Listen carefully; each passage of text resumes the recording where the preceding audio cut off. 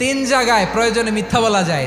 এক নাম্বার, আপনার ওয়াইফকে খুশি করার জন্য, সে একটু এরকম না বলে একটু কৌশল করে বললে খুশি হবে, ওটা বলা যায়। দুই নাম্বার, জীবন মরণের ব্যাপার, জান বাঁচানোর জন্য একটু কৌশল করে ঘুরিয়ে বললেন, এটা জায়েজ। তিন নাম্বার, দুইজন ঝগড়া লাগছে তাদেরকে মিলিয়ে দেওয়ার জন্য কৌশল করে একটু মিথ্যা বলা, ঘুরিয়ে বলা যায়। দুইজনের মধ্যে দেখলেন যে সম্পর্ক খারাপ, একজনরে বললেন, ভাই সে তো ওই দিন আপনার ব্যাপারে অনেক প্রশংসা। কি আমার ব্যাপারে প্রশংসা? কি বললো? এই বললো আপনি নাকি এই করছেন ওই করছেন, অনেক প্রশংসা। লোকটার মন খুশি হয়ে যাবে তার ব্যাপারে, ঠিক কিনা?